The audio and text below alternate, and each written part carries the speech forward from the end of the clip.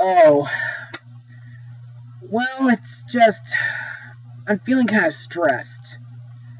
Not only do I have 2 roles for Musical Theater Village's new production of Oklahoma, which feels like a lot on my plate at the moment, as well as my job at Target, but I'm worried about Huey Toonmore.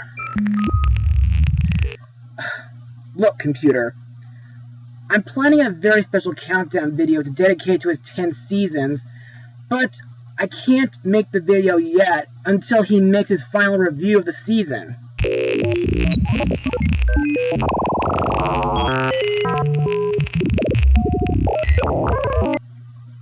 Oh? Why not?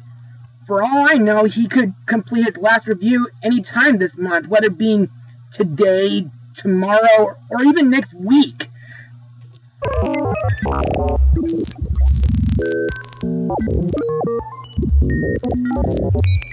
Well, I think I do have something in mind for them, but I just hope the viewers will like what I'm planning to blog too. Computer, cue the logo.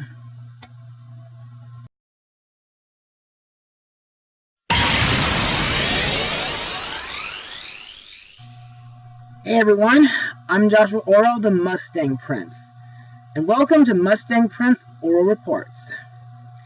Well, as you can tell, today I have something very special in mind to blog for my dad and goddaughter's birthdays. So, for this blog, since I blogged the Winx Club movie last year, I decided to blog something completely different.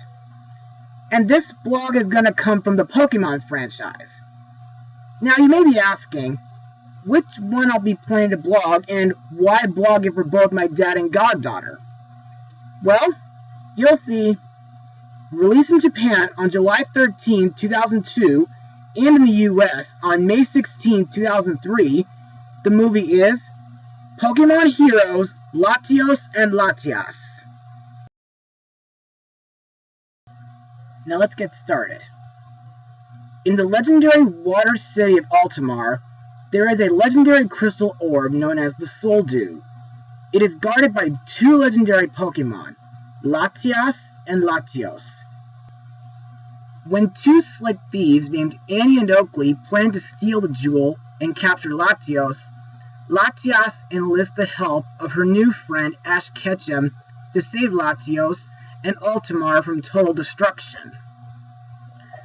So, what do I think of this movie? Well, even though I did miss its theatrical release, this was a very beautiful movie. It was action-packed, adorable, intense, and very tear-jerking. But in order to explain why I like this movie, let's move on to Mustang notes. Director Kuniko Uyama looked to Venice, Italy for inspiration when designing Altamar. This explains why the characters say ciao and arrivederci, as well as the names of Bianca and Lorenzo. And this is the reason why I chose to blog this movie for both my dad, since he's from Italy, and my goddaughter, because this movie is something that children her age can watch. Also, this was the last Pokemon movie to get a theatrical release in the US, up until last year, when the 20th Pokemon movie, I Choose You, got a limited release. And since that movie will be released on DVD and Blu-ray next month, I plan on getting it for the sake of my childhood memories. Now here's where we come to the animation. And in my opinion, the Japanese animation is pretty good, though not as good as the previous Pokemon movies I previously looked at, due to the colors looking a bit darkened. But the visuals of Altamar are very outstanding, with the canals, the streets, the buildings, everything. Plus, I even noticed that there are gondolas and grapevines in certain parts of the movie. Plus, It almost makes me think of the scenery in The Thief Lord, which I blogged back in 2014. Also, sometimes the music has a very Italian feel to it. Now here's we come to a very important place in Altamar, the museum. To me, it looks very mysterious, and inside the museum are 2 Pokemon fossils. The said fossils are Pokemon that once terrorized Altamar. They were Aerodactyl and Kabutops. Speaking of which, the reanimated Aerodactyl and Kabutops most likely reference the fossils visible on display in the Pewter City Museum in the Pokemon games. Anyway, according to the movie, the Aerodactyl and Kabutops were taught by an evil trainer to attack people, so everyone lived in fear until Latios came and brought water to the town, drowning the evil Pokemon and turning the streets into canals.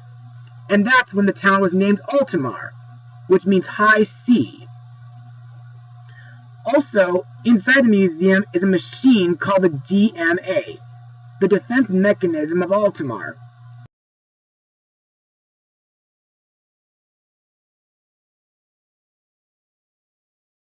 This machine was built many centuries before the events of the movie, in order to protect the city from danger. In order to activate the DMA, Latios or Latias must be used as a power source for it to work, and the Soul Dew must be placed in the DMA to start it. Once activated, the control center will open up in order to control the DMA, allowing the user of all its functions. Now here's where we come to the Soul Dew. This beautiful jewel appeared after Latios brought the water to Altamar, but unfortunately, he died saving the city from terror. This left his children, Latios and Latias, as orphans. Ever since then, the Soul Dew has been kept in a pool in the garden, where Latios and Latias live. Plus, this jewel not only contains Latios' soul, but if it falls into the wrong hands, it could bring destruction to Altamar. Plus, if it's out of the pool for too long, the Soul Dew will be destroyed and the water in the city shall recede. Some of my favorite scenes in this movie are when Ash and Misty are racing in the canals at the beginning of the movie while the Pokemon Master Quest theme plays, and when Ash and Pikachu play with Latios and Latias in their garden. However, there is one scene in the movie that made my mouth hang open. I mean, wow. I don't know who it was, either Bianca or Latias, but if Serena found out about this, who knows how she'd feel. I thought so. Anyway, now that we're done with Mustang notes, let's move on to the cast. Our hero, Ash Ketchum, is once again voiced by Veronica Taylor. As usual, Ash is determined to be a Pokemon master, and in this film, he's very brave whenever he and Pikachu face danger together. But Ash can be very curious at times. Still, Ash is a great character, but the only downside about him is that he barely uses any of his Pokemon, except for Pikachu and Totodile. I mean, Ash could have used his other Pokemon like Bayleaf, Cyndaquil, or Phanpy, but since Ash left the Pokemon Center in a hurry while the city was being locked down, he accidentally left his belt behind. Pikachu's vocals are provided again by the adorable Iku Utani. Pikachu is just as lovable as always, And I really love that Pikachu sticks with Ash throughout the movie. Plus, Pikachu is very smart, like when its ears detect danger. Also, I think Pikachu's electric attacks have gotten a lot stronger since this movie. Ash's friends, Misty and Brock, are voiced by Rachel Lillis and Eric Stewart. Unlike the other movies, Misty and Brock aren't with Ash too much throughout this movie. But I do like the part where they send Crobat, Corsola, and Politoed to help Ash while he heads to the museum to stop Annie and Oakley. Next are Team Rocket's Jessie, James, and Meowth, who are also voiced by Rachel Lillis and Eric Stewart, and the late Maddie Blaustein. In this movie, these three shenanigans don't interact with Ash and the gang at all.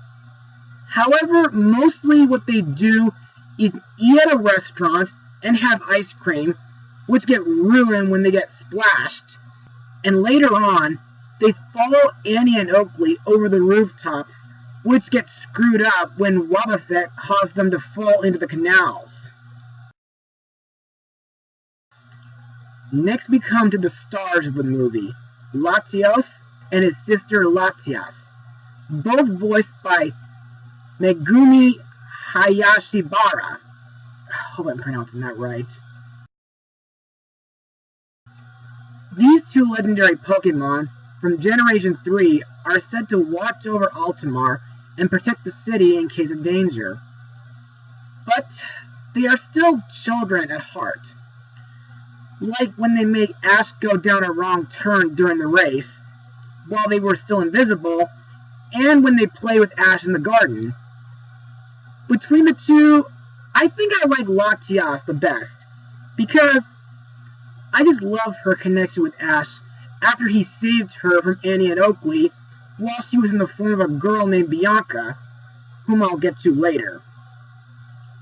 Plus, I really like the part where Latias pulls Ash's water chariot through the canals. Latios, on the other hand, has a no-nonsense and a very serious personality. For example, he would attack anyone who dares to intrude his and his sister's garden. However, I really like the parts where Latios does his sight-sharing ability. Also, it was very sad that Latios, like his father before him, sacrificed himself to save Altamar. Next we have Ross, voiced by Michael Sinterniklaas, who did voice Riven in the 4Kids dub of Winx Club. The thing I can say about Ross is that he participates in the Tour de Altamar race with his Wilmer, facing several trainers, including Ash and Misty. Ross and Misty almost finishes the race, but a photo finish reveals that Misty and her Corsola finished first, meaning that she won. After the race, Ross congratulates Misty and offers her and her friends a tour around Altamar on a gondola. Also, Ross is the first person to tell the gang about Latios and Latias. Next we come to Bianca, voiced by Tara Sands.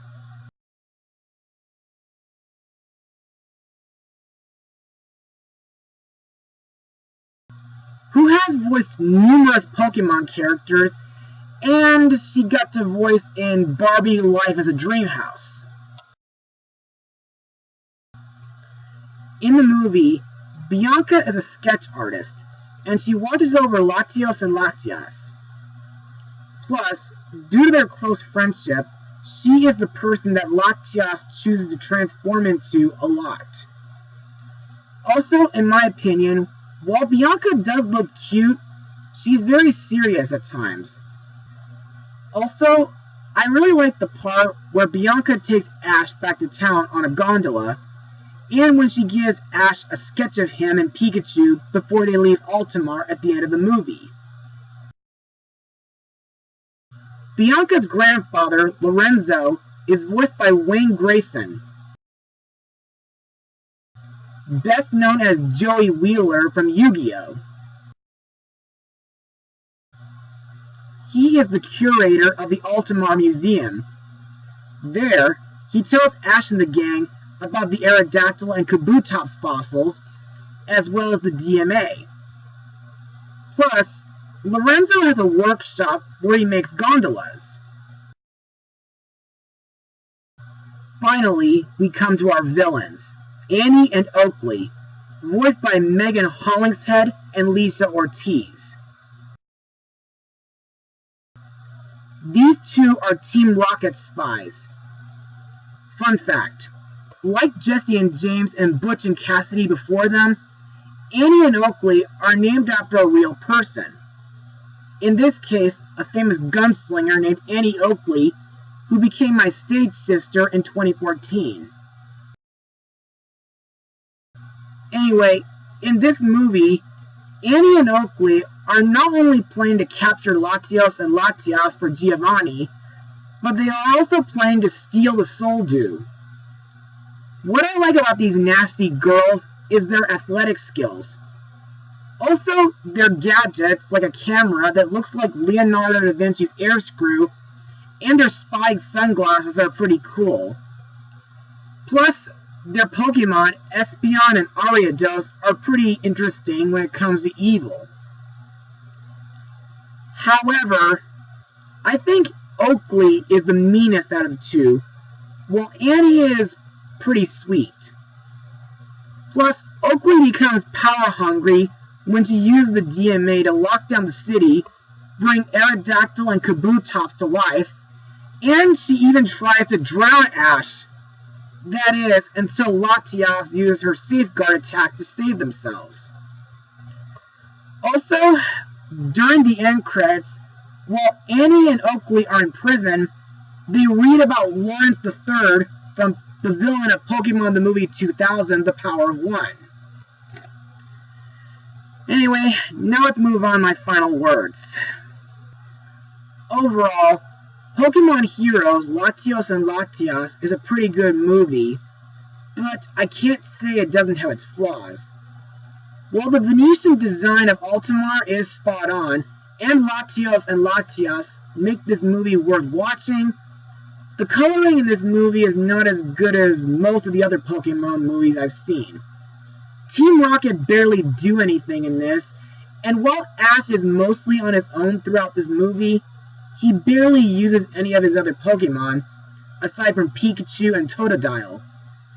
But, on the other hand, most of the Japanese animation is amazing, plus the action is very thrilling and intense, the music is very fitting to Altamar, and the ending where Latios dies is very sad. Even the prehistoric Pokemon that appear in this movie are very epic, and the villains Annie and Oakley are very cool. So, if you Pokemon fans would like to check this movie out, then by all means, go right ahead. It'll make you laugh, smile, even cry. So, I give this movie an 83% out of 100. Well, that's it for today, Poke People. Be sure to join me next time. Mustang Power. Oh, and a very happy birthday to my dad and goddaughter.